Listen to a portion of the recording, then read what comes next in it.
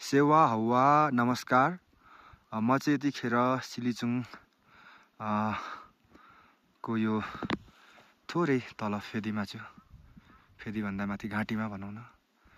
यो चाहिँ हाम्रो किरातीहरूको एकदमै मुन्दुमी स्थल हो र यो तपाईले लाजवाब यस्तो राम्रो तपाईले दृश्य देख्नुहुन्छ हैन। यस्तो दृश्य 360 मा हजुरले यहाँबाट चाहिँ देख्न सक्नुहुन्छ। मैले आउँदा यहाँनिर यस्तो मन पर्यो। 360 एकदमै राम्रो देखिने हैन। अनि यो चाहिँ हजुरको एकदमै यहाँ आएपछि चाहिँ मनै एकदमै शान्त हुने खालको ठाउँ रहेछ। अनि साल्पा सिलिचुङ, यो जुन सिलिचुङ पहाड छ यो चाहिँ हजुरको किरातीहरूको आस्था र शक्तिको केन्द्र हो।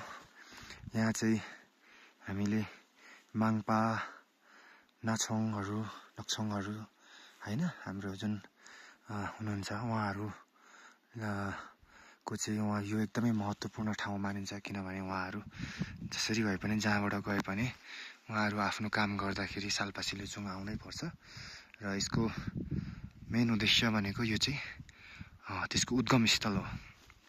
र मैले तल एकजना बाजेसँग पनि कुरा गरेँ। उहाँ शेर्पा हुनुहुँदो रहेछ, राई जाति चाहिँ अलिक कम नै।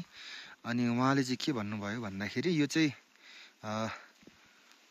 वन झाँक्रीहरू पहिले यहाँ धेरै बस्थ्यो।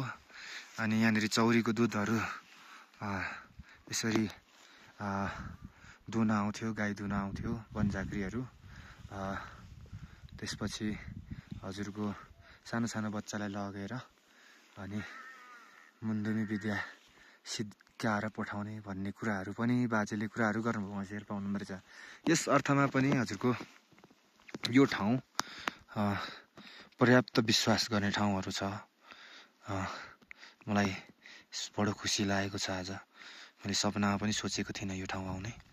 तर अहिले अब पारुहाङ सुम्निमाको बृहत प्रतिमा हजुरको धरानमा बन्दैछ हजुरको। त्यसकै लागि चाहिँ हामी माटो र पानी लिन आएको।